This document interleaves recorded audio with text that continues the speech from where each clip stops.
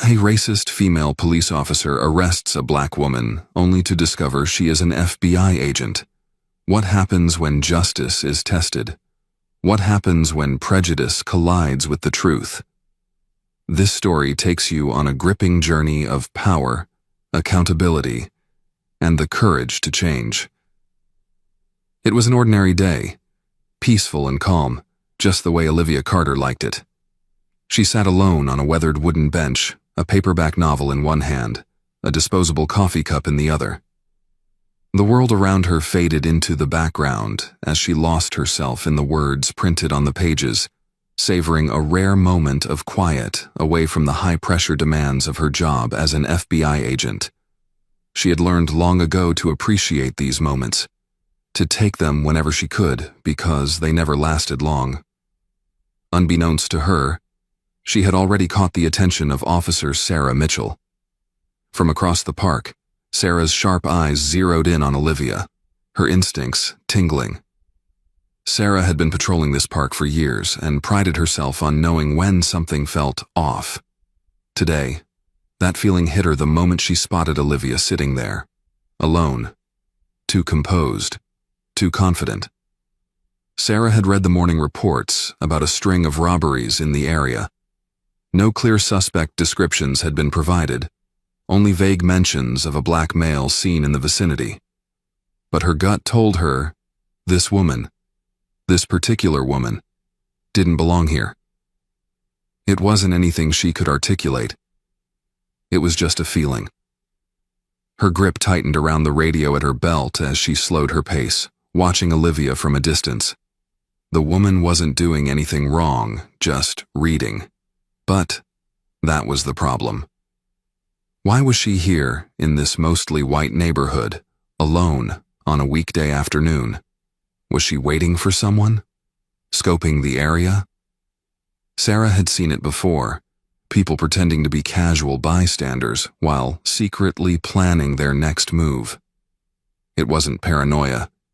It was experience. Sarah exhaled, adjusting her belt, and strode toward the bench, her polished black boots pressing into the pavement with purpose. "Ma'am!" she called out, her voice even but firm. Olivia turned the page of her book without looking up. "Ma'am," Sarah repeated, this time sharper, more demanding. Olivia glanced up, her expression calm but alert. "Can I help you?" she asked, closing her book with a quiet thud. She was no stranger to encounters like this. No stranger to the weight of a suspicious gaze. It had happened too many times before, and she had learned to recognize the signs. An officer approaching with a stiff posture, a measured tone that carried just enough authority to demand obedience, but not enough to justify real concern. "I need to see some ID," Sarah said, shifting her weight slightly, one hand resting near her belt. Olivia blinked, her lips pressing into a thin line before she responded. "Why?" Sarah's jaw clenched at the simple question. Most people complied immediately. They didn't ask why. They didn't challenge her. "There have been reports of suspicious activity in the area," she said, her tone clipped, professional. Olivia tilted her head slightly, the corners of her mouth barely curving in what might have been amusement or frustration. It was hard to tell. "Suspicious activity," she echoed. "And what exactly makes me suspicious?" Sarah bristled at the pushback. "I'm just doing my job, ma'am. You match the general description of a suspect seen in the area." "And that description is?" Olivia pressed. Sarah hesitated for a fraction of a second. "A black individual." The words felt weak even as she said them, but she stood by them. Olivia let out a slow breath, nodding as if she had just confirmed something to herself. "Right," she muttered. She had options here. She could comply, hand over her ID, let this officer feel like she had done her job, and go about her day. Or she could assert her rights and see how deep this officer was willing to dig herself into this hole. She made her choice. "Am I being detained?" Sarah exhaled sharply, the tension in her shoulders tightening. I need you to cooperate. I asked you a question, Olivia replied evenly. Am I being detained? You're refusing to comply with a lawful order, Sarah snapped, her patience wearing thin. I need to confirm who you are. You need to confirm who I am, Olivia repeated. Because I'm reading a book? Sarah didn't respond immediately. The longer this conversation went on, the less control she felt she had over it. People in the park had begun to take notice. A few passers-by slowed down, their eyes darting between the two women. Someone held up their phone, recording. The scrutiny only made Sarah dig her heels in deeper. Stand up, she ordered, her hand moving instinctively toward her holster. Olivia remained still. Are you seriously reaching for your gun? She asked, her voice quieter now, almost disbelieving. Stand up. Hands where I can see them. Olivia sighed, realizing there was no easy way out of this. If she resisted, even verbally, she knew how this could go. The headline wrote itself. Black woman resists arrest in city park. It didn't matter that she was a federal agent. It didn't matter that she had done nothing wrong. In that moment, none of it mattered. Slowly, she placed her book on the bench beside her and rose to her feet, moving deliberately, careful not to make any sudden gestures. I'm not resisting, she said mature, but I do want to be clear. I have done nothing wrong.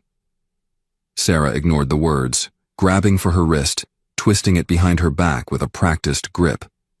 The metal cuffs snapped around Olivia's wrists, tight enough to sting. A murmur rippled through the bystanders. A voice from the crowd called out, Why are you arresting her? She didn't do anything. Sarah kept her head high, ignoring the onlookers. Suspect is in custody, she muttered into her radio. Olivia clenched her jaw as she was led toward the waiting patrol car. Her heart pounded, not out of fear, but out of anger. Anger at the predictability of this situation, at the exhaustion of constantly being seen as a threat before being seen as a person. As she was placed into the back seat of the vehicle, she stared straight ahead, silent, unmoving. She could already see where this was going. Soon, Officer Sarah Mitchell would know exactly who she had just arrested. And when she did, Olivia would be watching, waiting, ready. The drive to the precinct was tense, the hum of the engine filling the silence between them. Olivia sat in the back of the patrol car, her hands cuffed behind her, her expression unreadable as she gazed out the window. She wasn't worried. She knew how this would end, but she couldn't ignore the familiar weight of frustration pressing down on her. She had worked too hard, climbed too high in her career, only to find herself back in this all-too-familiar position. Judged first, questioned later.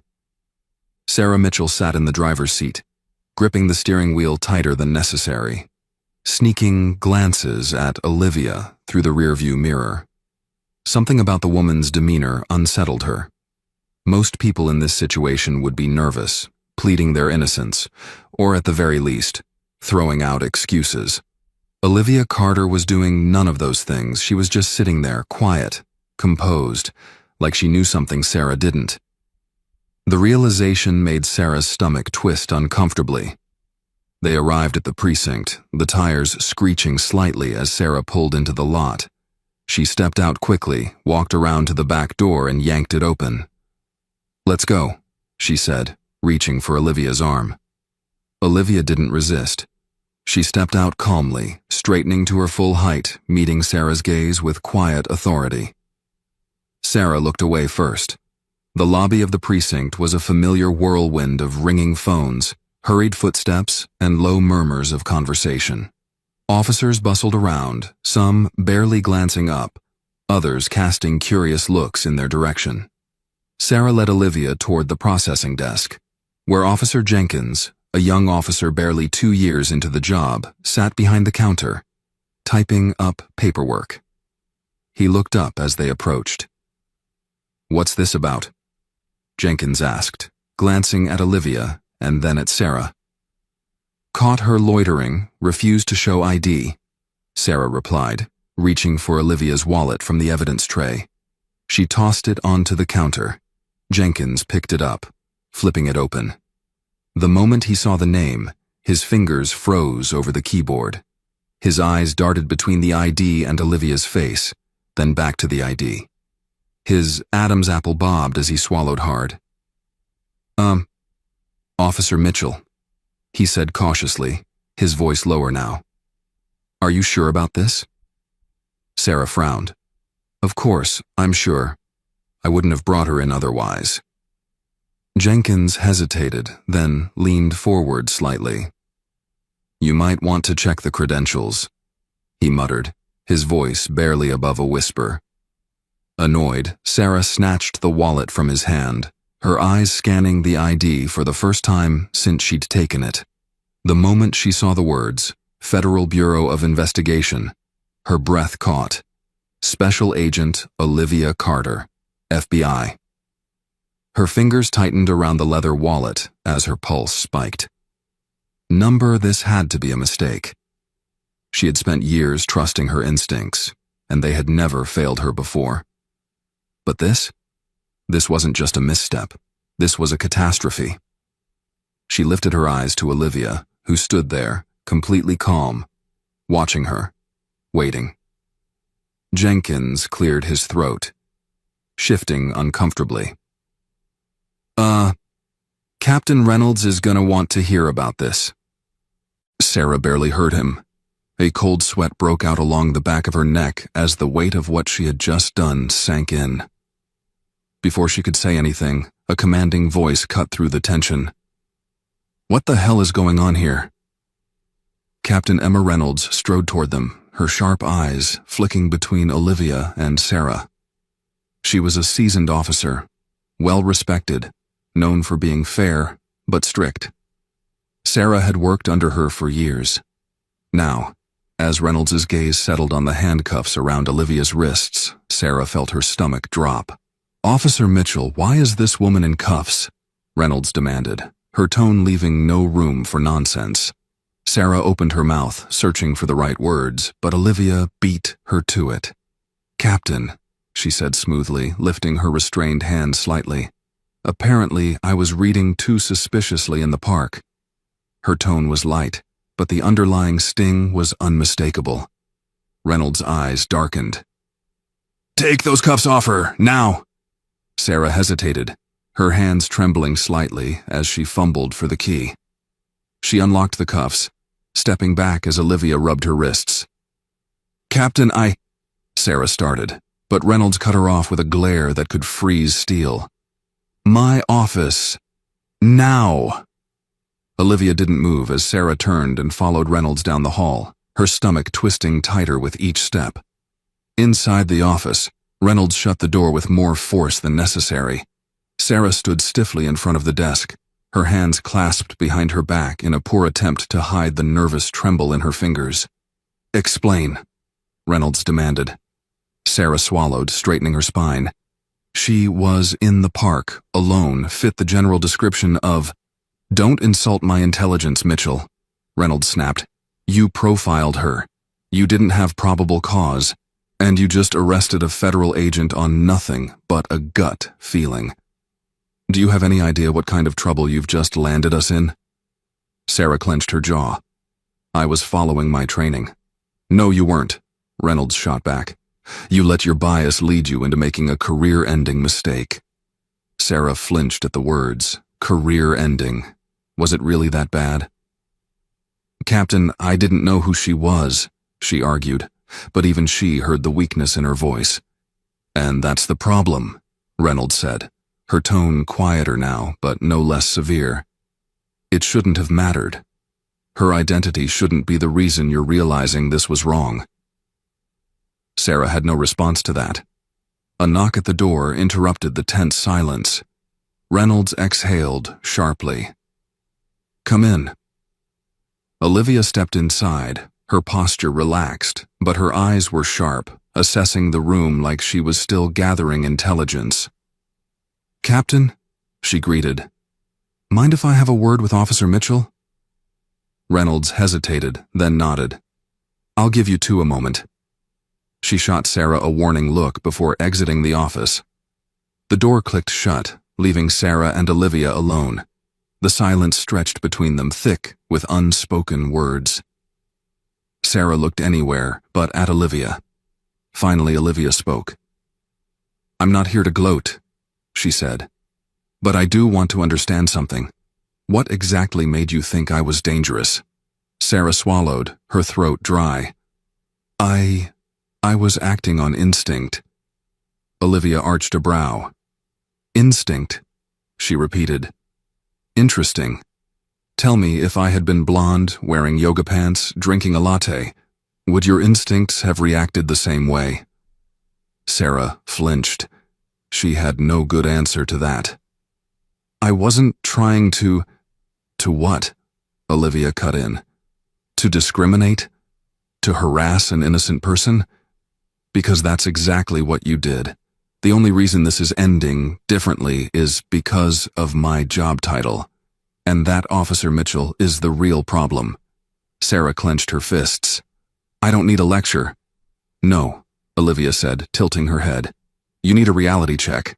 And maybe a little self-reflection. Another silence. Sarah hated the way Olivia looked at her, not with anger, but with disappointment. It was worse somehow. You made a mistake, Olivia continued. A serious one. The question is, are you going to learn from it? Sarah exhaled sharply, rubbing a hand over her face. I don't know, she admitted. I've been a cop for 15 years. I thought I knew how to read people. Maybe it's time to rethink that, Olivia said. A knock at the door signaled Captain Reynolds' return. Sarah, you're being placed on administrative leave pending an internal investigation. The words hit Sarah like a gut punch, but she nodded stiffly. Olivia turned to Reynolds. I'd like to assist with training at this precinct. There's clearly work to be done. Reynolds nodded. I'd appreciate that. Olivia glanced at Sarah one last time. It's not too late to change, but that choice is yours. Sarah remained silent as Olivia left the room. For the first time in her career, she wondered if she was really as good a cop as she had always believed. Captain Reynolds' office felt smaller than usual, the walls closing in as Sarah sat stiffly in the chair across from her. The air was heavy, thick with tension, and Sarah felt the weight of it pressing down on her chest. She had been in this office countless times before, but never like this. Never with the certainty that she was the one in the wrong. Reynolds sat behind her desk, hands clasped together, staring at Sarah with an expression that was equal parts disappointment and exhaustion. Do you understand the gravity of what you've done? She asked, her voice steady but firm. Sarah swallowed hard, nodding slightly but saying nothing. There was nothing to say. Reynolds sighed, shaking her head. You arrested a federal agent with no probable cause. You detained her based on nothing more than a gut feeling, a feeling rooted in bias, whether you want to admit it or not. The word stung, but Sarah kept her face impassive. She had spent years believing she was a good cop, that her instincts were sharp, her judgment sound. But sitting here, replaying the events in her mind, she couldn't deny that she had let something else guide her actions, and now she was paying for it. A knock at the door broke the silence, and Reynolds called for the visitor to enter. Olivia Carter stepped inside, her posture relaxed but her eyes sharp, calculating. Sarah tensed, waiting for the inevitable confrontation. Olivia had every right to be furious, to demand punishment, to throw Sarah's mistake back in her face. Instead, she simply looked at Reynolds and said, "Mind if I speak with Officer Mitchell alone?" Reynolds hesitated, glancing between them before nodding. "I'll give you two a few minutes." She rose from her chair and left the room, the door clicking shut behind her. Silence settled between them. thick and uncomfortable. Olivia didn't sit. She leaned against the desk, arms crossed, studying Sarah like she was trying to solve a puzzle. Sarah hated the way it made her feel, like she was under a microscope, like every flaw, every misstep was being laid bare. "I'm not here to lecture you," Olivia finally said. "I think you already know where you went wrong." Sarah exhaled sharply, looking away. "I made a mistake. A big one," Olivia corrected. "One that could have gone a lot worse if I had reacted differently." That was the part that haunted Sarah the most. She had seen situations like this escalate in ways that ended with tragedy. If Olivia hadn't been who she was, if she had reacted even slightly differently, things could have spiraled into something irreversible. "I don't know what you want me to say," Sarah admitted, her voice quieter now. Olivia studied her for a long moment before responding. "I don't need you to say anything. I need you to think, to ask yourself why your first instinct was to see me as a threat, to ask yourself how many times you've let that instinct guide you, and how many innocent people have suffered because of it." Sarah clenched her jaw. She wanted to argue, to defend herself, to insist that she wasn't like that she wasn't racist, that she wasn't one of those cops. But the truth was, intent didn't matter. The impact did. And the impact of her actions today had been crystal clear. Olivia pushed off the desk and straightened. "This isn't about one mistake, Officer Mitchell, it's about a pattern. And the only way to break it is to acknowledge it." Sarah met her gaze, and for the first time that day she allowed herself to really hear what Olivia was saying. She had spent her entire career believing she was fair, that she treated everyone equally. But had she? Or had she simply convinced herself of that because it was easier than facing the truth? Before she could answer, the door opened, and Reynolds re-entered. Her expression was unreadable as she settled back into her chair. "Sarah, effective immediately. You're being placed on administrative leave pending an internal investigation." The words hit Sarah like a physical blow, but she nodded, swallowing the lump in her throat. She had expected this. She deserved this. "Understood, Captain," she said, keeping her voice steady. Reynolds turned to Olivia. "You mentioned you wanted to assist with training at this precinct?" Olivia nodded. "If you'll have me. It's clear there's work to be done." Reynolds exhaled, nodding in agreement. "That would be appreciated." Olivia turned back to Sarah. "It's not too late to change," she said, her tone softer now. "But that choice is yours." Sarah didn't respond right away. She sat there, staring at the desk, grappling with the uncomfortable realization that for the first time in a long time, she wasn't sure of herself. She had spent years believing she was doing the right thing, but today had cracked that foundation. She didn't know if she could change, but for the first time, she wondered if she should try. As Olivia left the office, Sarah remained seated, her mind a whirlwind of thoughts she wasn't sure she was ready to confront. The precinct bustled outside the door, officers moving about, carrying on as if nothing had happened. But for Sarah Mitchell, everything had changed. And for the first time in her career, she wasn't sure where she stood. The officers thought they were arresting a quiet, elderly black man. But when federal agents arrived just 30 minutes later, everything changed. This isn't just a story about an old man. It's about a promise that survived 5 decades, about a mission no one knew was still alive. Before we begin, let us know where you're tuning in from, and don't forget to subscribe, because tomorrow, we've got something even more special waiting just for you. The rain had come back to Greenwood just as the sun bowed out behind heavy clouds, casting a silver wash over the cracked sidewalks and swaying street lamps. The town looked tired, like a storybook left out too long in the weather. Familiar, creased, and reluctant to change. To most of Greenwood, Elijah Brooks was a shadow, A name they didn't remember, but a face they'd recognize, usually behind the wheel of a beat-up Dodge pickup or sitting quietly on his porch, a coffee in hand and an expression so still it might have been carved from stone. He was 82, a veteran, a widower, a man who had buried too many and spoken too little.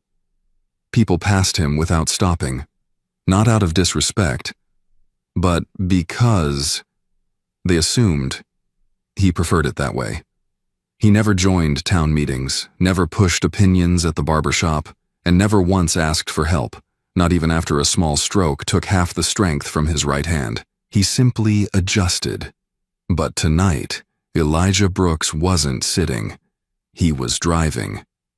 He moved with quiet purpose, his steps deliberate as he approached the Dodge. On the passenger seat sat a metal box, worn and locked, strapped with an old leather belt so brittle it looked ready to split. It had waited in the back of his closet for over 5 decades. And tonight, it was time. The truck rumbled reluctantly to life.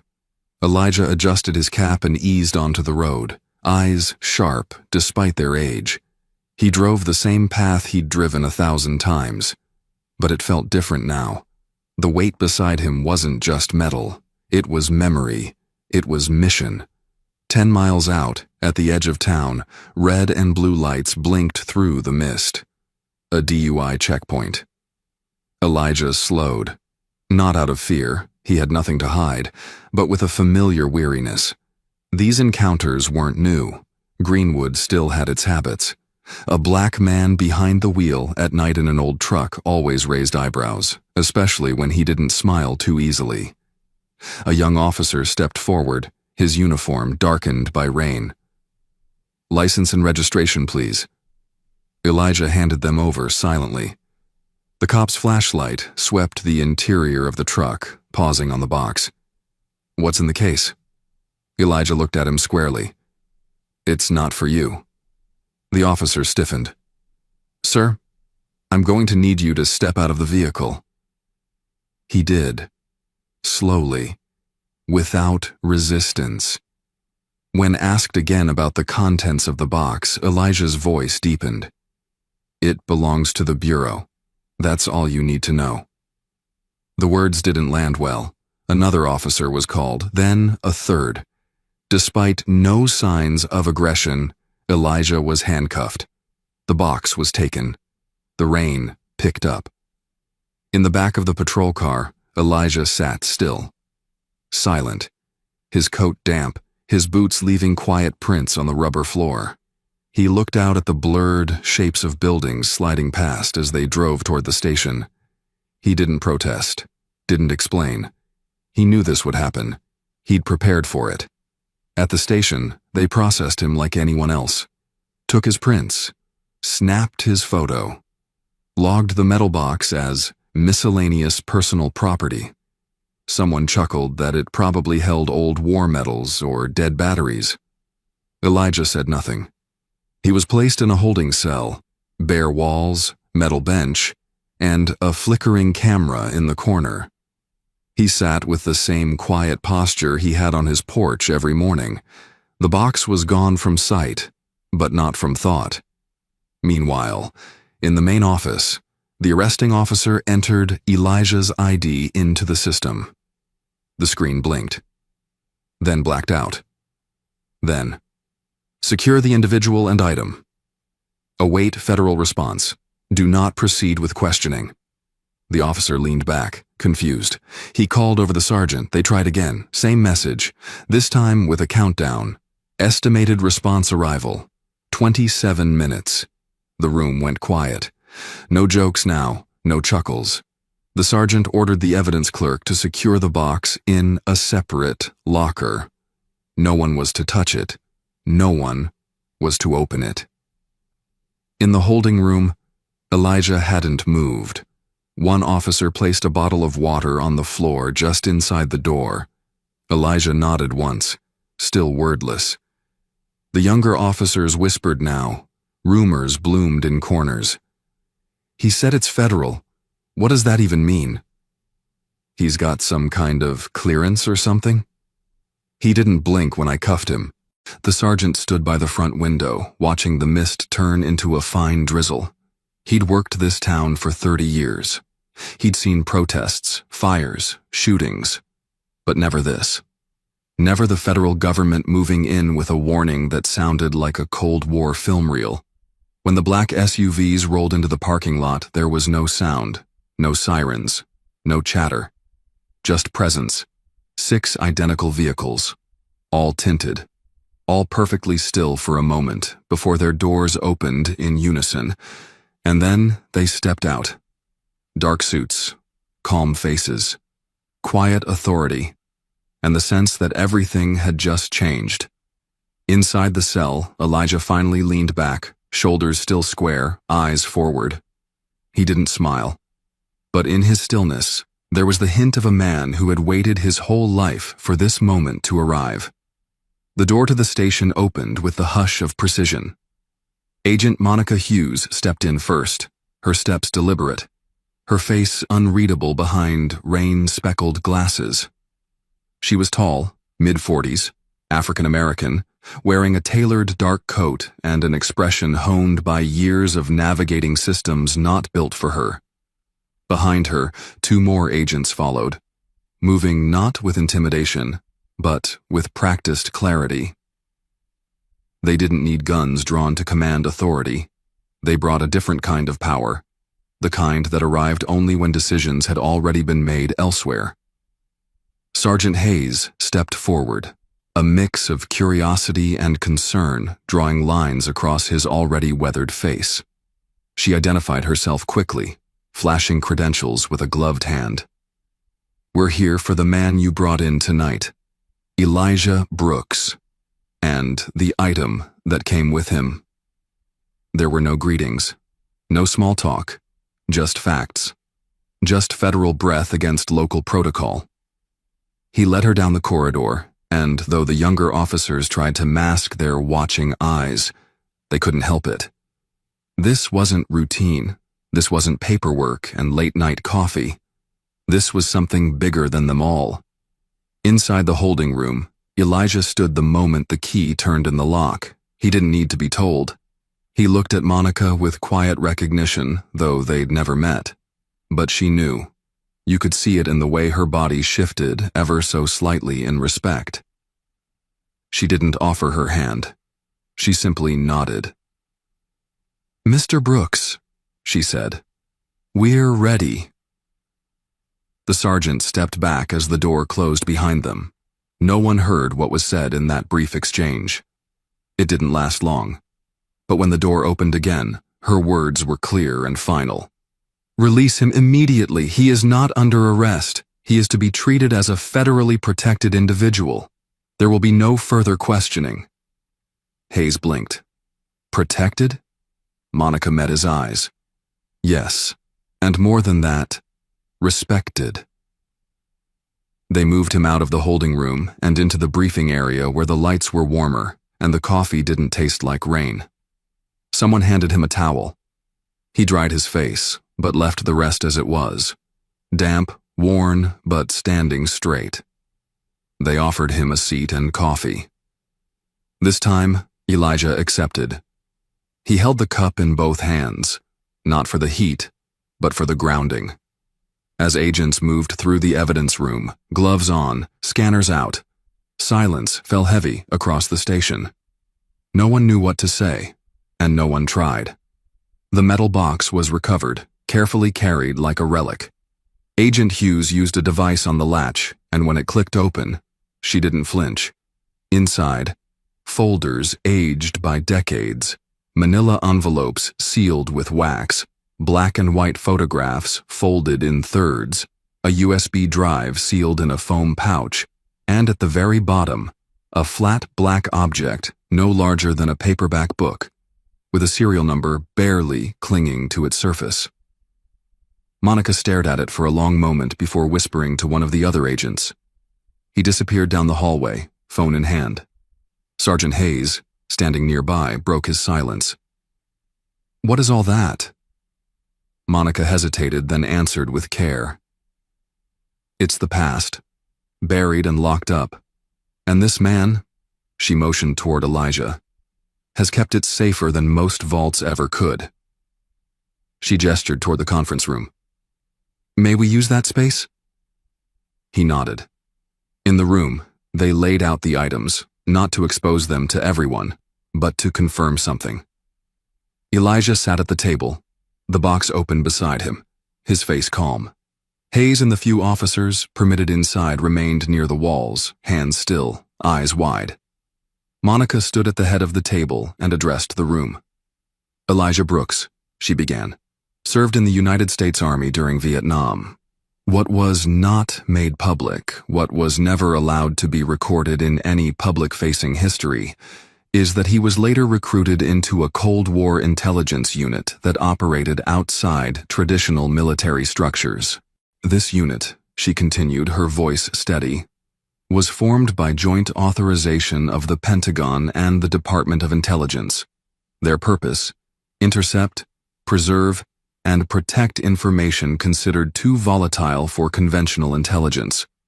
Most of their missions remained sealed, but one, codenamed Project Ember Watch, ended in failure, or so it was believed. The final mission collapsed under diplomatic pressure. The operation was buried, personnel reassigned or forgotten, except for one man who held on to the final archive, by agreement, by oath. Mr. Brooks was entrusted with a cache of materials not to be opened, not to be revealed, until and unless protocol clearance was restored.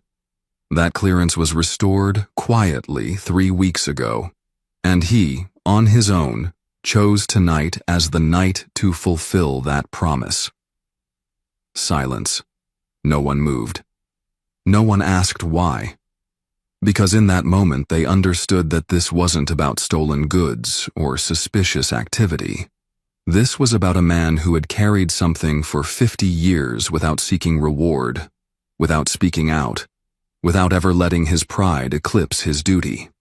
One officer, the young one who had first asked about the box, stepped forward. I didn't know. His voice cracked, not from guilt alone, but from something deeper. Shame. Elijah looked at him, not unkindly. He didn't speak, but his eyes softened. The officer nodded, a quiet apology passing between men of 2 generations, 2 Americas. Monica turned to Hayes. We will be taking the materials and Mr. Brooks with us tonight, but I want to thank you for not escalating what could have been far worse. Hayes cleared his throat. We almost did. She nodded, but you didn't. As the agents prepared to leave, Elijah rose, his knees stiff, but his back still straight. Monica offered him her coat. He refused it gently. I've weathered worse, he said with a small smile. Outside, the SUVs waited, engines running, lights muted. Rain tapped soft rhythms on their hoods. Elijah turned to look back at the station. No cameras, no reporters. Just a room full of officers who'd seen something they wouldn't forget. Not because it was explosive, but because it was real. The past had walked into their house and asked for nothing but to be heard. And now it was leaving, carried by the same man who had kept it safe all these years. The doors to the SUVs closed, engines hummed into the night, and Greenwood, for the first time in a long time, held its breath, not out of fear, but reverence. The road out of Greenwood had never seemed long to Elijah Brooks. He had driven it in the quiet hours of dawn and the heavy heat of southern summer evenings. And now he sat in the back seat of an unmarked black SUV as it slipped past those same familiar oak trees, their limbs sagging with time. Rain still tapped gently against the windows, though the storm had passed. Beside him, the metal box sat quietly, closed again, now in federal custody but no longer in secrecy. Across from him sat Agent Monica Hughes, her eyes scanning a slim tablet filled with secure files. But every now and then, she glanced at him, not with suspicion, not with curiosity, but something closer to reverence. She had seen many operatives in her time, many men who had once moved in the shadow corridors of American history, but none like him. None who had held the line for so long without asking for anything in return. The drive ended at a discreet federal facility outside Atlanta. Nothing imposing, no signs, just fences and quiet guards who nodded without salutes. Elijah was escorted inside with no cuffs, no barking orders, only respectful silence. They led him to a small briefing room where a flag hung folded in a case on the wall, beside an aging photograph of a Cold War intelligence team. Blurry faces, most now forgotten, but one of them unmistakably a younger version of him. In this space, he sat again across from Monica and a few higher-ranking officials who asked no unnecessary questions. They reviewed the contents of the box. They verified documents, fingerprints, classified photographs, and the black device, an encrypted storage tool from another time, built before USBs were household items. The briefing lasted hours, but Elijah said little. When it was done, Monica offered him the room to rest. He declined. "I've rested enough. What matters has been done." They didn't hold him. They didn't debrief him for days. His work was finished. And so, they returned him home, not to make headlines or hold press conferences, but to fulfill the quiet understanding that men like Elijah weren't meant for cameras. They were meant for keeping the country stitched together in its unseen corners. Back in Greenwood, the town had changed in ways too subtle for most to name. The SUV had not returned with lights or sound. It simply pulled up to the curb of Sycamore Street, let him out, and pulled away. A few neighbors peeked from windows. Some waved awkwardly. Elijah nodded in return. He carried no luggage, no boxes, just the weight he'd carried for so long, finally lifted. Inside his home, everything was as he'd left it. The porch light flickered like it always had. The chair creaked as he sat, still slightly damp from the morning dew. He poured himself a cup of coffee, black, no sugar, and let the steam rise into the early sunlight. He watched the street, watched the world keep turning, and for the first time in a very long time, it didn't feel like it was turning without him. 3 days later, a government vehicle, not black this time but navy blue and much quieter, pulled into his driveway. A woman stepped out, dressed in civilian clothes. She carried a small polished wooden box and nothing else. Elijah met her at the door. She didn't say her name. She didn't need to. She handed the box to him with both hands, and with a quiet voice, said only, "He wanted you to have this." Elijah nodded. Inside the house, he placed the box on the mantel above the fireplace, beside the old photo of his son and the folded flag from years past. He opened it later, when the house was quiet again. Inside was another folded flag, this one much older, worn by time. Beneath it, a single letter, hand-signed by a federal director. And beneath that, a photograph of a man in uniform. His name was Isaiah Murdoch, Elijah's closest friend during the Cold War operations, a man who had died under orders that were never supposed to exist. The letter was simple. "Your delivery made the truth possible. His name will not be forgotten, neither will yours." Elijah stared at the photo for a long time. He hadn't spoken that name aloud in over 40 years, but now it felt like saying it wouldn't break anything. In fact, it might just mend something. Over the next weeks, Greenwood went back to its rhythms. The diner reopened after a plumbing issue. The church choir practiced again for Easter. But for those who had seen the black SUVs or heard whispers in the grocery line, things weren't quite the same. The young officer who had arrested him, David Thomas, began passing by Elijah's house more often, not as a patrol, but as a neighbor. Once, he stopped to offer help bringing in groceries. Elijah declined, but this time, he smiled. The town didn't ask questions, and Elijah didn't offer answers.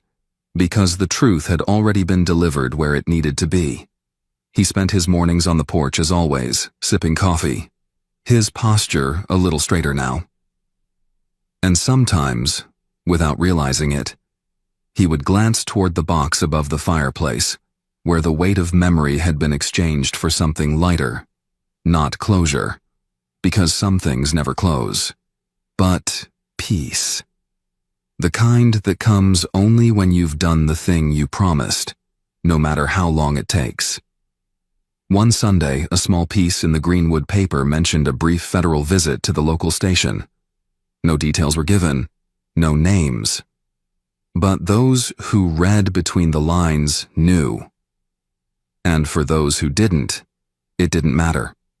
It wasn't their story to know. That's the way Elijah liked it. He had not returned for glory. He had not kept the box all those years to earn anyone's applause. He had done it because it was right, because Isaiah had looked him in the eyes with blood on his lips and asked him, "Promise me it won't be buried forever." And Elijah had said, "I swear it." That kind of promise doesn't live on paper. It lives in the marrow. And now, finally, it had been honored. As the sun dipped below the tree line that evening, Elijah lit the fireplace for the first time that season. The wood crackled and spit softly, echoing through the small living room. He looked up at the box, then back to the flames, and leaned into the warmth. The world outside kept turning. The years kept passing. But inside that house, for the first time in a very long time, everything was still. And for Elijah Brooks, stillness was enough. It all began in a quiet pharmacy as Cassandra Cassie Walker was locking up for the night. The shop had been in her family for decades, passed down from her mother, who first opened it back in 1978, at a time when black-owned businesses were still a rare sight along Highland Road. That night, she was finishing inventory, checking lot numbers and expiration dates like she did every Tuesday. It was tedious, yes, but necessary. She prided herself on her accuracy. She knew every bottle on every shelf. That attention to detail made what happened next all the more surreal. A sharp knock rattled the glass door. Cassie looked up, surprised. It was after hours. 2 uniformed officers stood outside, their silhouettes tall and rigid against the dimming sky. One of them was already gripping the handle like he had every right to walk in. Cassie unlocked the door cautiously, cracking it just wide enough to speak. "We're closed, officers. Can I help you?" The older of the two, a broad-shouldered man with thinning blonde hair, pushed the door open without waiting for permission. His badge read, Sergeant Doyle. The second officer, younger, quieter, followed with a clipboard and avoided her eyes. "We received a tip," Doyle said flatly, "that you've been distributing counterfeit medication. You mind if we take a look around?" Cassie blinked. "A tip? That's absurd. This is a licensed pharmacy. Everything's regulated, logged, traceable." Doyle stepped further in, eyes sweeping the room like he expected to catch her red-handed. "Mind if we take a look anyway?" "I do," Cassie said, her voice firm. "Unless you have a warrant, I'm going to have to ask you to leave." That was when the atmosphere shifted. Doyle's jaw tightened. "You refusing a lawful inspection?" "I'm refusing an unlawful search," Cassie replied. "I know my rights." "You got something to hide, Ms. Walker." The younger officer, his name tag read Green, looked uncomfortable now, but said nothing. "I have nothing to hide," Cassie said, "which is why I want this done the right way." Doyle stared at her, long and hard. Then he turned to Green. "Cuff her." Cassie froze. "Excuse me?" "You're under investigation for distribution of counterfeit drugs. Step away from the counter." "You have no evidence," she said, her voice still calm. "No warrant. No cause. You're not going to arrest me in my own business based on a tip." But it didn't matter. Doyle grabbed her wrist, twisted it behind her back with practiced ease. Cassie winced, but didn't cry out. Green hesitated, but followed orders. The cold bite of metal slid around her wrists. She heard the familiar electronic ping of a cell phone recording. Someone from the taco truck across the street was filming. That was something, at least. They walked her out in handcuffs as the neighborhood watched in stunned silence. Her own customers. Her people. Some lowered their eyes. Others simply stared. Cassie held her head high. They drove her in silence. The cruiser hummed with tension. Green kept glancing at her through the rearview mirror, but never spoke. Doyle, on the other hand, seemed almost smug. "Should have kept your head down," he muttered once. Cassie didn't answer. She stared out the window, watching familiar streets blur by. She had lived in Baton Rouge her whole life, graduated top of her class at Xavier, got her pharmacist license at 26. She had worked too hard for too long to be dragged through the mud like this. They booked her quickly, took her fingerprints, snapped a mugshot under fluorescent lights that made her skin look washed out and tired. They tossed her in a holding cell with peeling paint and the stale smell of Lysol and desperation. She sat on the bench, her back straight, eyes forward. They didn't know. They didn't know who she was. They didn't know who her father was. Chief Nathaniel Walker wasn't a man who needed to raise his voice to get attention. He was Baton Rouge's first black police chief and a quiet legend in the community. He had cleaned up the department from the inside out, made enemies and allies doing it, and earned every ounce of respect he commanded. When Cassie didn't answer her phone that night, her assistant manager called her father, said the store was closed early, said something didn't feel right. Nathaniel Walker was already dressed by the time he hung up. He didn't call the precinct. He didn't pull rank. He showed up. It was 10:13 p.m. when he walked into the East Side Division, wearing a button-down shirt, a navy windbreaker, and a look that could freeze lava. Desk sergeant froze. Officers scattered. The air shifted. He walked straight to the holding area, no questions, no hesitation. When he saw Cassie through the bars, the fire in his eyes was unmistakable. "What the hell is this?" he asked, his voice quiet. The desk sergeant scrambled for words. She's under investigation." "For what?" "Possible counterfeit drug distribution." Nathaniel narrowed his eyes. "Based on what?" "There was a call," the sergeant stammered. "Anonymous." "Anonymous?" He repeated the word like it was a punchline. "And no warrant?" "No, sir." "No inventory audit?" "No, sir." "No controlled substance violations?" "No DEA involvement?" The sergeant shook his head slowly. "Open the cell." "Sir." "Now." Cassie stood as the door opened. She didn't move until the cuffs came off. Her wrists were raw. Nathaniel looked at them, then at the sergeant. "You need to call the captain," he said. "And internal affairs. Because this isn't going away." Cassie walked out beside her father. She didn't look back. Cassie rode beside her father in silence as the lights of Baton Rouge passed in a blur. The city that had always been her home suddenly felt like enemy territory. The streets, once familiar, seemed to whisper things she didn't want to hear. She rubbed her wrists gently, the skin still red and warm where the handcuffs had bit into her. Nathaniel drove with one hand on the wheel, the other resting lightly against his knee, his jaw clenched tight. He hadn't said much after getting her out, but the storm in his eyes said plenty. When they pulled into her driveway, Cassie reached for the door handle, but he stopped her with a hand on her arm. "Tomorrow we go public," he said, voice low and steady. "You didn't just get arrested, Cassie. They sent a message. We're going to send one back." She nodded once, slowly. Inside her house, the quiet settled around her like a blanket, but it wasn't comforting. It was too still, too loud in its own way. Her phone was filled with messages, Customers asking if she was okay, neighbors shocked. A few saying they'd seen the video already making the rounds online.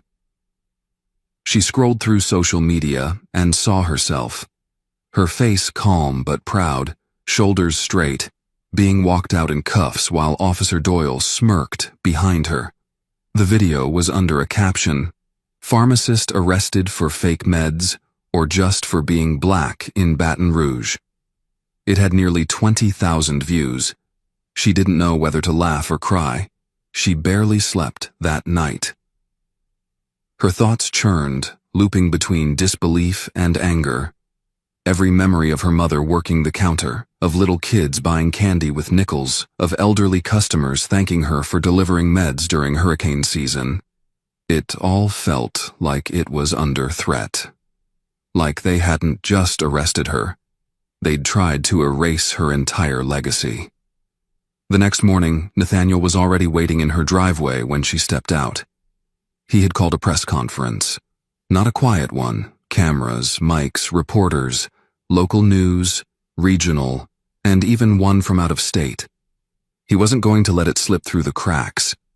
The Walker name meant something here, and he was about to remind the city why. Cassie stood next to him in a crisp navy blazer and white blouse, no makeup, no apologies. Her eyes were tired but clear. She didn't need to play victim. She just needed to be heard. Nathaniel took the podium first. He didn't shout, didn't pound his fist. He simply laid out the facts. His daughter, a licensed pharmacist with no criminal history, had been arrested without a warrant, without evidence, based solely on an anonymous phone call.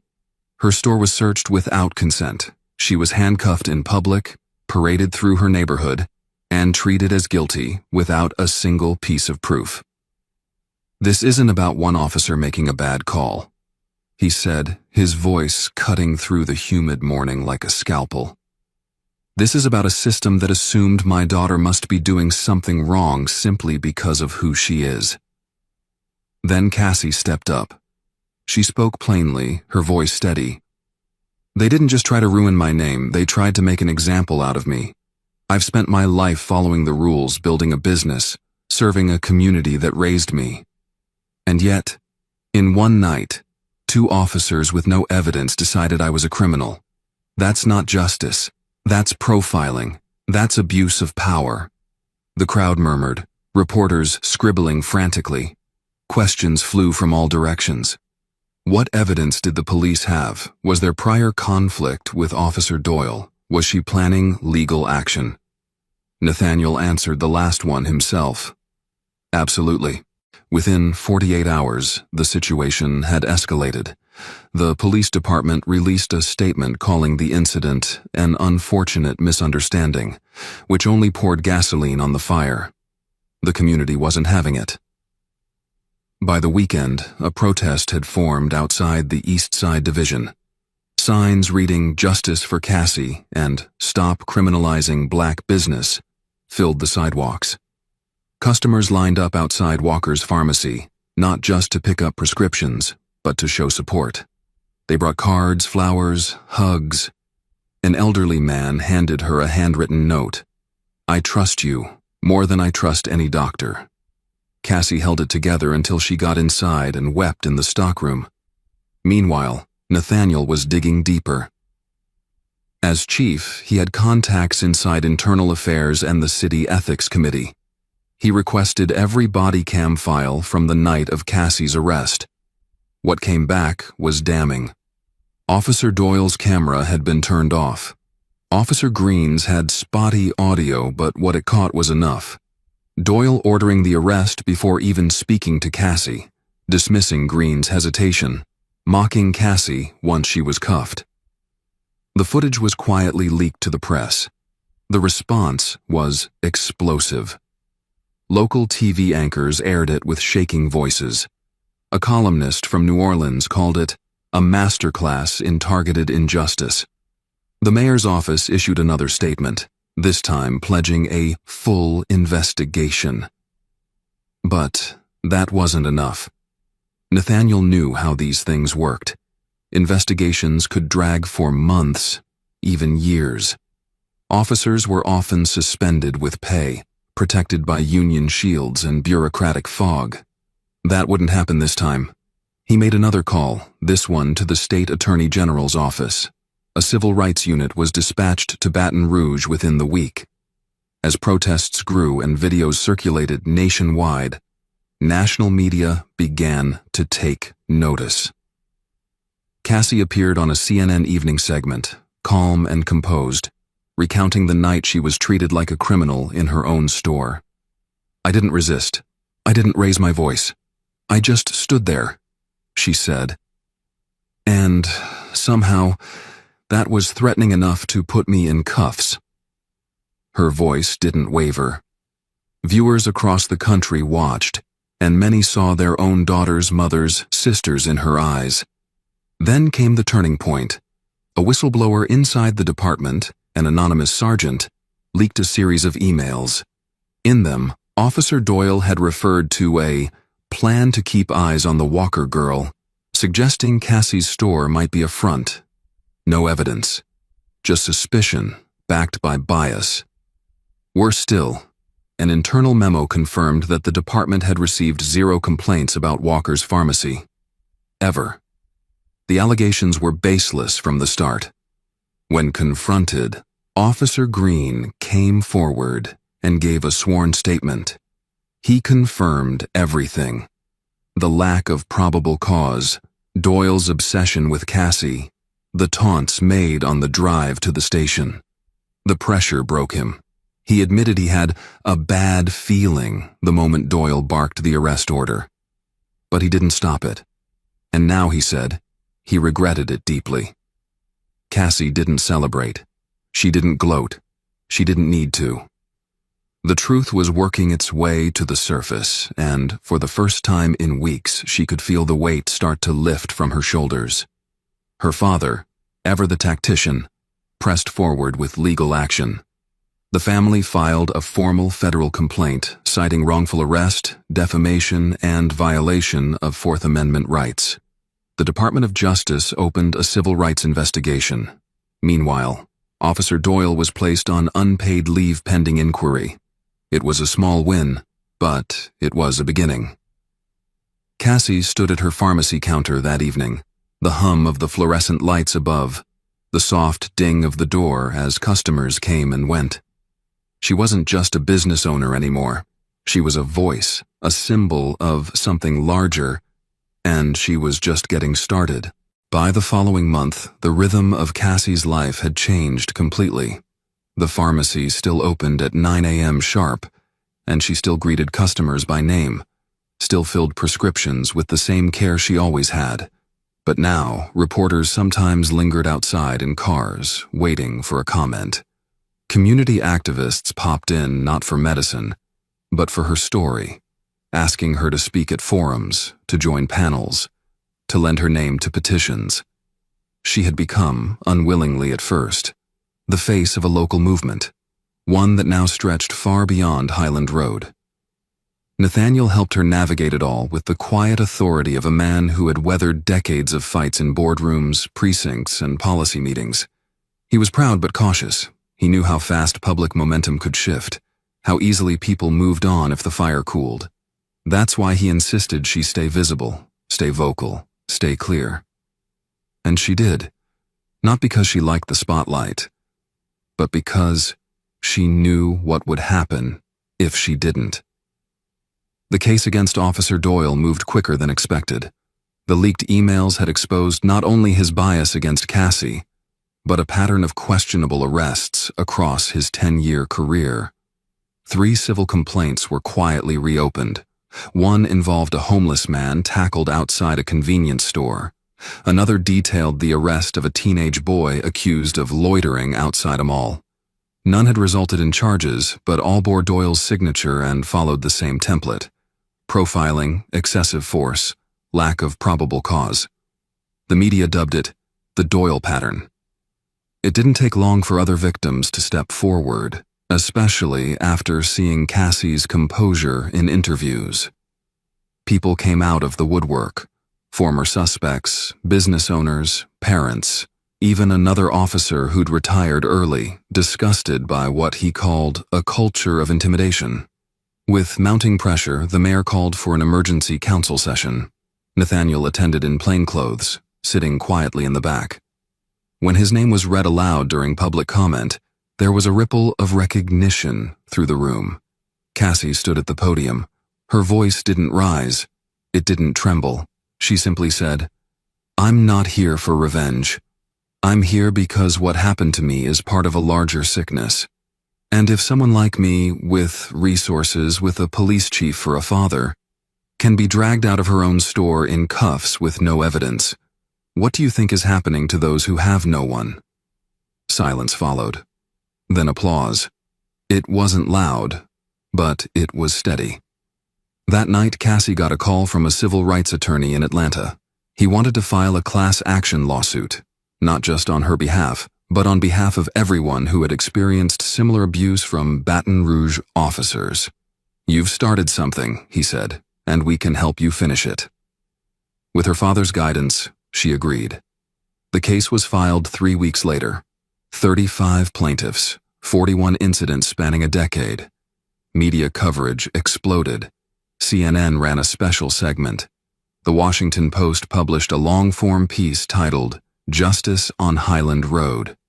Even talk shows mentioned her name, always followed by words like brave, resilient, relentless. But with visibility came danger. One morning, Cassie found her car window smashed in. Nothing stolen. Just a message. Another time, someone left a fake pill bottle on her doorstep labeled "liar." Her father doubled her home security. Friends walked her to her car after work.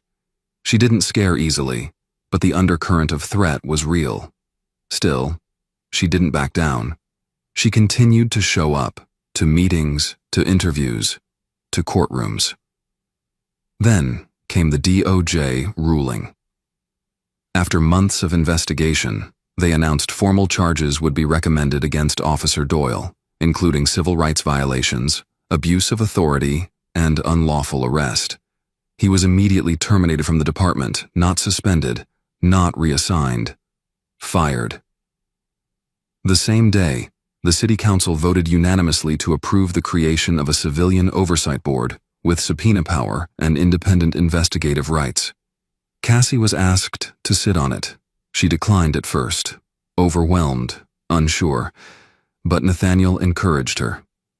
"You have a voice now," he said. "Don't give it back." She accepted. The months that followed were a whirlwind. The lawsuit moved into depositions. Every time she had to recount the night she was arrested, a part of her recoiled. But she did it anyway. She answered every question. She watched as Doyle's defense unraveled under the weight of emails, video footage, and officer testimonies. The jury didn't take long. Guilty on all counts. The courtroom was packed the day the verdict was read. Reporters, activists, her customers, her daughter. Nathaniel held her hand, but Cassie didn't cry. She just exhaled for the first time in what felt like a year. Afterward, she stepped outside into the spring sun where a crowd had gathered. People clapped, some chanted her name. A young woman pushed forward through the throng. She was maybe 20, nervous but determined. "Ms. Walker," she said, "my brother was arrested last year for nothing. Watching you, it gave us the courage to fight back." Cassie took her hand, squeezed it. "Then it was worth it," she said. "All of it." Back at the pharmacy, things slowly returned to something resembling normal. But it wasn't the same. Customers came with new respect, with quiet reverence. The store had become more than a business. It was a symbol. Cassie expanded her staff. She added a small consultation room where low-income residents could get free health advice. She partnered with a local clinic for wellness screenings. She hosted monthly community forums in the parking lot. She wasn't just dispensing medicine anymore. She was helping heal the community. One evening, Nathaniel joined her for dinner in the back office, both eating gumbo out of styrofoam containers. "You changed this place," he said. She smiled. "It changed me first." They sat in companionable silence. Outside, the pharmacy's neon sign buzzed gently in the warm night. Across the street, the taco truck was still open, a small line forming. Baton Rouge hadn't turned into paradise. But it had changed. And more importantly, it had learned to listen. That night, as Cassie closed the register and turned off the lights, she looked around the store and felt something she hadn't felt since the night she was arrested. Peace. The scars were still there, the story still raw. But so was the strength, the clarity, and most of all, the conviction. She didn't need to be a symbol. She didn't need to be anyone's hero. She was just Cassie Walker, pharmacist, daughter, fighter. And that was enough. Because in the end, justice wasn't a moment. It was a movement. And she was walking right in the middle of it, one step at a time,